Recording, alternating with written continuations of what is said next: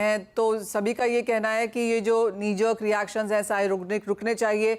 दालों वालों से बात करो तो वो कहते हैं कि पिछले 18 महीनों में 12 नोटिफिकेशंस आ चुके हैं, तो आप कुछ काम करने जाओ तो फिर एक नोटिफिकेशन आ जाता है। तो आपको लगता है कि एक लॉन्गर टर्म पॉलिसी की अब फाइनली यहाँ पर ज़रूरत है, और आप कहेंगे जो ये आने वाला बजट है वो शायद इसकी एक प्रोबेबल चांस रह सकता है इसके लिए? देखिए, मुझे नहीं लगता कि बजट एग्रीकल्चर के बारे में कोई बहुत बड़ा रिफॉर्म मेजर ला सकता है। बजट में तो और तमाम टैक्सेशन के इश्यूज होते हैं, खास तौर से डायरेक्ट टैक्सेशन के वगैरह वगैरह, उनके बारे में ज्यादा एम्फेसिस होता है। अब एग्रीकल्चर पॉलिसी के बारे में ये कंफ्यूजन कई साल से चल रहा है। दालों के मामले में हमने और श्वेता सेनी ने कई आर्टिकल लिखे, हमें दिख रहा था कि ये हो जाएगा, क्योंकि गवर्नमेंट चने के एमएसपी को प्रोटेक्ट नहीं कर रही थी और उसकी वजह से चने में का एरिया भी कम हुआ।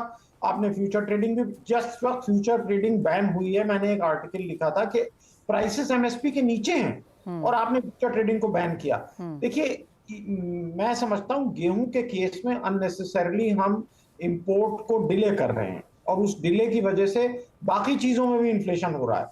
बहुत आसानी से 2-3 मिलियन टन का गेहूं अगर इंपोर्ट हो जाएगा, प्राइवेट ट्रेड अपने आप इंपोर्ट करेगी, तो ये सिचुएशन गेहूं की ईज हो जाएगी और चावल की भी ईज हो जाएगी। एक दूसरे की सिंपैथी में दाम बढ़ते हैं। तो शॉर्ट टर्म में तो आपके सवाल का जवाब यह है कि कुछ ड्यूटी कम करके, भले ही हमें जीरो ड्यूटी करना पड़े, हमें 2-3 मिलियन टन का गेहूं इंपोर्ट अलाउ कर दें, जिससे कि ये सिचुएशन ईज हो जाए।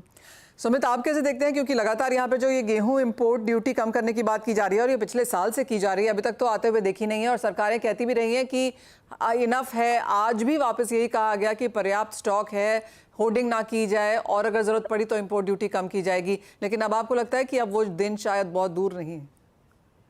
मनीषा जी, इस क्वेश्चन को जैसे शिराज सर ने बोला कि हमको ये देख, क्योंकि इंडिया में सारे ग्रेन्स की shortage translates itself into wheat import, क्योंकि हम मक्का इंपोर्ट नहीं कर सकते, राइस हम एक्सपोर्ट करते हैं, उसका हम एक्सपोर्ट बंद कर देते हैं। तो इंडिया में जो नेट ग्रेन शॉर्टेज है, it translates itself into wheat import. हमको ये सवाल सरकार से पूछना चाहिए कि स्टॉक पर्याप्त होने का मतलब क्या है?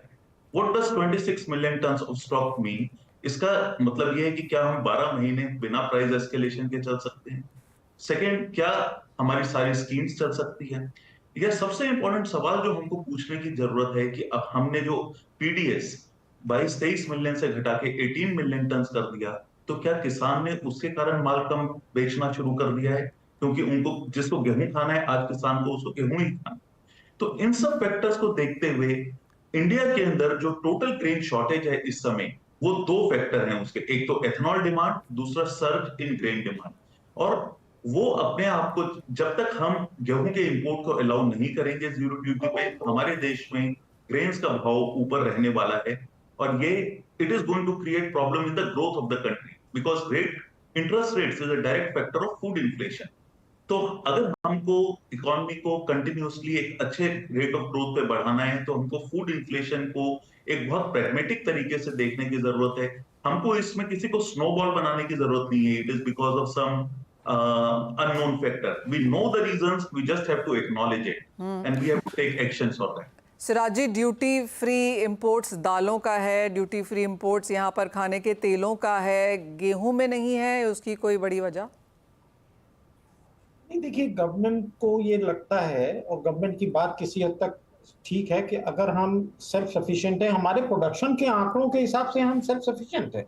जैसा कि मैंने कहा, हम प्रोड्यूस कर रहे हैं 303 मिलियन टन, कंज्यूम कर रहे हैं 280 मिलियन टन।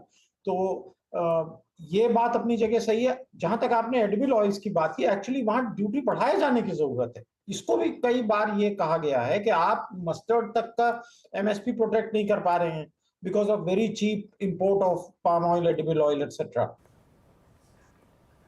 जी हाँ, चिंताएं यहाँ पर सभी सेक्टर्स में काफ़ी ज़्यादा हैं। हम यहाँ पर काम तो होता हुआ देखते हैं और जिस तरह से सरकार के रिफॉर्म्स भी आते हैं, लेकिन उनको पुल बैक करने में फिर समय लग जाता है और ये काफ़ी इंपॉर्टेंट समय है, बिकॉज ऑब्वियसली यहाँ पर बुआई शुरू हो चुकी है, मानसून आ चुका है, तो नज़र रहेगी कि सरकार की तरफ से हम किस तरह के कदम यहाँ पर आता हुआ देखते हैं। अजय जी, एक फाइनल सवाल आपसे, आपको क्या लगता है, अगर आप अपने सेक्टर को यहाँ पर देखें, चाहे वो ग्रेन्स है या फिर गेहूँ है, क्या क्या आप यहाँ पर सरकार से अब चाहेंगे आगे जाकर? सभी की नजर बजट पे भी है, लेकिन जैसे सिराज जी ने कहा, कोई बहुत बड़ा agri reform in that sense यहाँ पर आता हुआ नजर नहीं आएगा शायद। देखिए, सरकार की नीति हमेशा रही है when the going is good for the government, वो जो है इंडस्ट्री को, ट्रेड को बोलती है कि आप जाके अपना प्रोक्योरमेंट करिए, हमारे पास मत आइए, आप अपना इंफ्रास्ट्रक्चर क्रिएट करिए, आप एक्सपोर्ट मार्केट ढूंढिए, आप आपका मार्केट ढूंढे। और जब गोइंग इज बैड, गवर्नमेंट चाहती है कि इंडस्ट्री ग्रो ना करे, कोई भी तरह का जो है इंटरफेरेंस ना करे, वो पॉलिसी और वो जो सारा जो क्या नाम है लॉ मेकिंग है, वो इस तरह से बना देती है कि इंडस्ट्री और ट्रेड विलन बन जाता है उस सारे गेम में। तो ये जो ब्लेम गेम है या जो फिंगर पॉइंटिंग होती है, उससे सबसे ज्यादा नुकसान होता है, जिसकी वजह से नया पैसा जो है इस लॉजिस्टिक्स में या स्टोरेज में या प्रोसेसिंग में नहीं आ रहा है। तो हम तो चाहते हैं कि सरकार एक फ्री हैंड दे और एक फ्रीडम टू ऑपरेट दे ट्रेड को, इंडस्ट्री को, ताकि वो इन्वेस्टमेंट कर सके और ट्रेड को चला सके। यहाँ पर तो एवरीडे फायर फाइटिंग वाला काम रहता है।